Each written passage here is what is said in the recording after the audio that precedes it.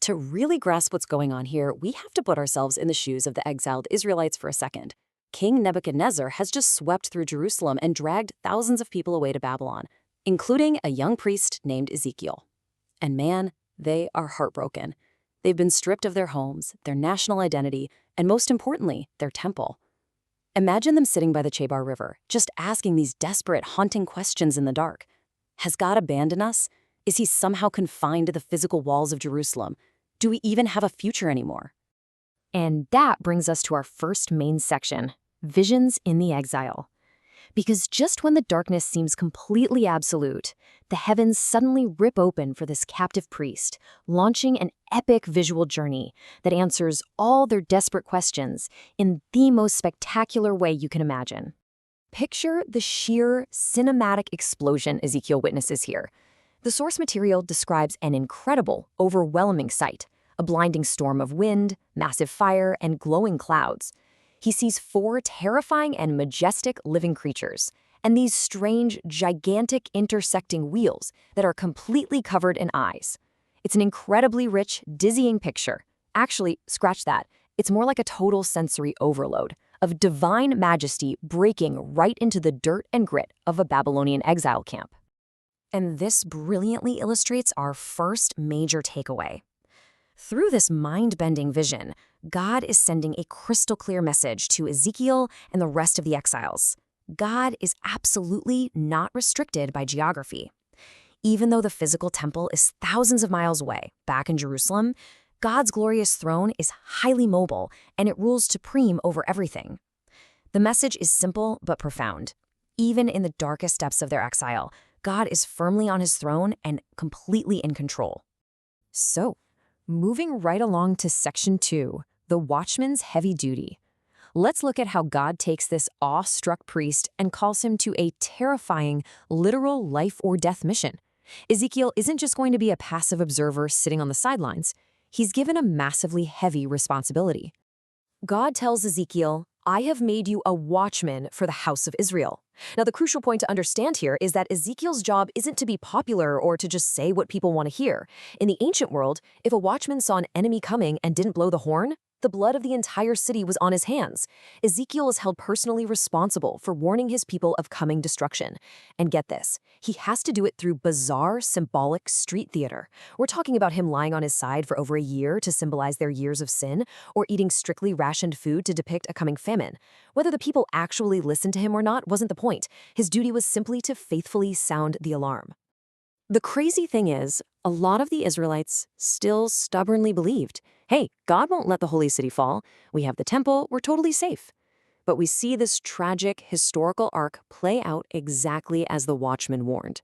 From his initial exile in 597 BC, through a long period of desperate prophetic warnings, right down to 586 BC, when Babylon swoops in and completely destroys Jerusalem. The warnings become a brutal reality, plunging the people into total, undeniable despair.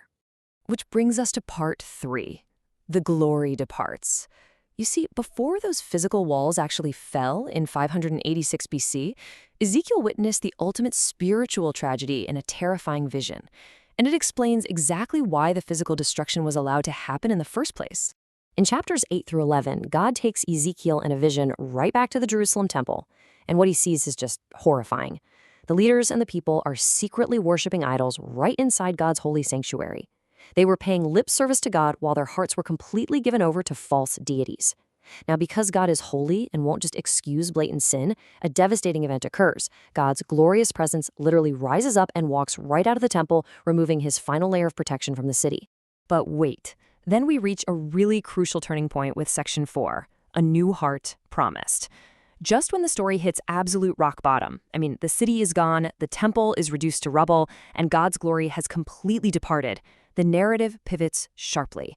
The message suddenly changes from heavy impending judgment to a staggering promise of hope and internal transformation. God realizes that simply changing their physical location or giving them better political leaders isn't going to fix the core issue. The real problem is internal. So God promises a radical inward spiritual surgery. He says he's going to remove their heart of stone, the part of them that's stubborn, rebellious, and spiritually lifeless, and replace it with a beautiful heart of flesh that is soft, obedient, and completely alive. He promises to put a brand new spirit right inside them. And listen, this isn't just ancient history. This profound promise is a foundational Christian belief about how God actually saves and transforms us from the inside out. This amazing promise of inward transformation leads directly into Section 5, the Valley of Dry Bones.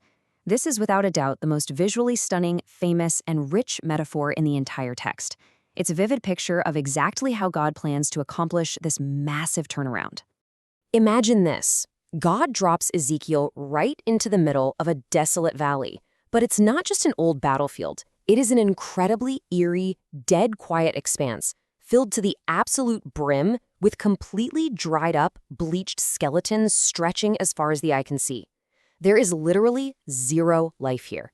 And God turns and asks Ezekiel the seemingly impossible question, "Son of man, can these bones live?" Now, from any logical human perspective, the answer is a resounding no way. But think about how this miracle builds step by step. God commands Ezekiel to just start speaking, to prophesy to the bones. Suddenly, out of nowhere, there's a loud rattling sound. The scattered bones begin to magnetically connect to one another. Sinews and flesh rapidly appear. Skin covers them. But they're just bodies. They still have no breath. Then God commands the breath, the spirit, to enter them. And this valley of absolute, undeniable death is spectacularly resurrected into a living, breathing, massive army right before Ezekiel's eyes. God doesn't leave him guessing. He explains the vision clearly. These dry bones represent the hopelessly exiled Israelites, the people who felt their hope was completely dead and gone forever. But the lesson here goes so much deeper than that. This vision proves that if God wills it, the utterly dead can live again. As I mentioned earlier, this is a core, foundational Christian belief that God's Holy Spirit can breathe miraculous life into our absolute most desperate, lifeless situations. It's the ultimate picture of grace. Finally, we reach our grand finale, Section 6, The Lord is There. After moving past visions of God ultimately defeating powerful future enemies like Gog and Magog, which proves God will always step up to defend his people, we reach the incredible culmination of our explainer. In these final chapters, Ezekiel is given a highly detailed, sprawling vision of a massive new temple, a totally restored city, and a magnificent river of life flowing directly out from the altar, bringing literal healing to the barren, salty land. But the most important detail is this. The exact same divine glory that Ezekiel devastatingly watched leave the temple earlier in our story makes a triumphant, overwhelming return. God's presence floods right back into this new sanctuary. He hasn't abandoned them forever after all. And that brilliantly illustrates the heart of the entire book, perfectly summed up in its very last sentence. And the name of the city from that time on will be, "The Lord is There."